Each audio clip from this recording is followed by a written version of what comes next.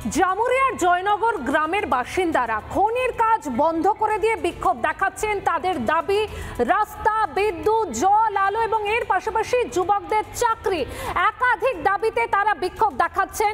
এদিন খনিতে তুমুল বিক্ষোভ দেখান এলাকার মানুষ।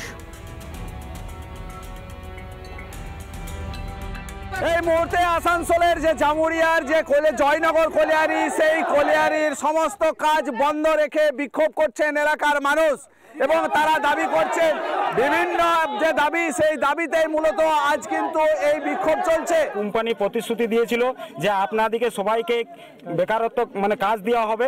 কোম্পানি 3 বছর, এই কোল মাইন্সের 3 বছর বয়স হয়ে গেল, এখনো পর্যন্ত কোনো কোম্পানি আমাদের সাথে বসেনি। ডেটের পর ডেট দেয়, আমরা ভালোভাবে যে আন্দোলন করি, ভালোভাবে কোম্পানির সাথে বসার পরেও এখনো আমাদেরকে কোনো গুরুত্ব দিচ্ছে না কোম্পানি।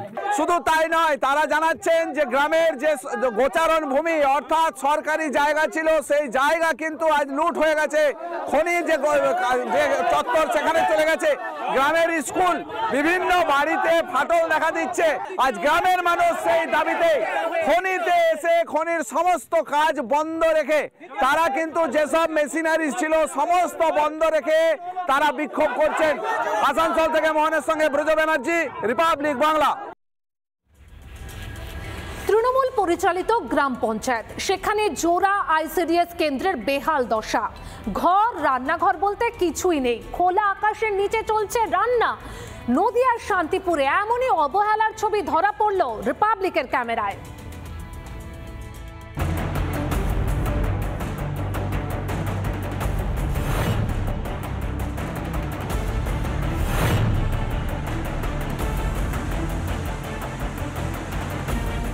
অঙ্গনওয়াড়ির নিজস্ব কোনো ঘর নেই। এখানে ওখানে চলে ক্লাস, আর রান্না বান্না এভাবেই হয় খোলা আকাশের নিচে দিনের পর দিন। এ ছবি নদিয়ার শান্তিপুরের নৃসিংহপুরের। ঝড় বৃষ্টিতে রান্না করতে পারে ভিজে ভিজে, কি কষ্ট করে রান্না। এবং তো বাচ্চাদের খাওয়ার জিনিস, যেহেতু খাওয়ার জিনিস একটা পোকা পড়লে সেটা তো খাওয়া যাবে না, ওটা তো বেকার নষ্ট। শরীর খারাপ করলে কে দেখবে? সরকারের দায়িত্ব নেবে? এটা নেবে না। হরিহরপুর গ্রাম পঞ্চায়েত এলাকা। এখানে সাহেবডাঙ্গা মধ্যপাড়া এবং সাহেবডাঙ্গা উত্তরপাড়ায় রয়েছে 2টি অঙ্গনওয়াড়ি কেন্দ্র। কোনোটার ঘর, রান্নাঘর কিছুই নেই। কোনোটার আবার নিজস্ব ঘর থাকলেও রান্না বান্না চলে খোলা আকাশের নিচে। ঝড় বৃষ্টি হলে আর রক্ষে নেই। এই বর্ষাকালে তো খুব অসুবিধা হয়, জল জমে যায়। তো তারপরে যে খোলা আকাশের নিচে, তারপর হঠাৎ করে যদি ঝড় বাদল উঠে যায় তাহলে তো মুশকিল। কতগুলো বাচ্চা রান্না হয় মোটামুটি?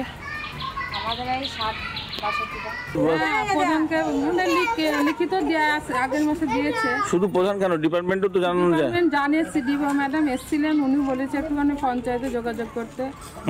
উনি বলে গেছে। কতদিন ধরে নেই এরকম খোলা আকাশের নিচে রান্না হচ্ছে? কতদিন ধরে? কতদিন এখানে সেন্টার চালু হয়েছে নাকি কতদিনই নেই। একাধিকবার এই নিয়ে স্থানীয় পঞ্চায়েত সদস্যকে জানিয়েও কোনো কাজ হয়নি। অবশেষে আমরা যখন খবর করতে ঘটনাস্থলে পৌঁছাই, তখন পঞ্চায়েত সদস্য সাফাই যে বর্ষার আগে 2টো ছাউনির ব্যবস্থা হবে। এতে উঠছে প্রশ্ন, কেন এতদিন ব্যবস্থা করা হয়নি? খবর না করলে কি ঘুমিয়েই থাকতো প্রশাসন? আশ্বাস তো দিয়েছেন পঞ্চায়েতের সদস্য। কাজের কাজ হবে কবে? ভিডিও জার্নালিস্ট মলয়ের সঙ্গে পলাশকান্তি মণ্ডল, রিপাবলিক বাংলা, নদিয়া। নির্মাণের 6 মাসের মধ্যেই তথৈবচ অবস্থা ডুলুং সেতুর। নদীতে ছড়িয়ে ছিটিয়ে পড়ে রয়েছে সেতুর ভাঙা অংশ। বছরের পর বছর কেটে গেলেও ছবিটা কিন্তু বদলায়নি। তবে দুর্ভোগ থাকলেও রাজনৈতিক চর্চা সেখানে সপ্তমে।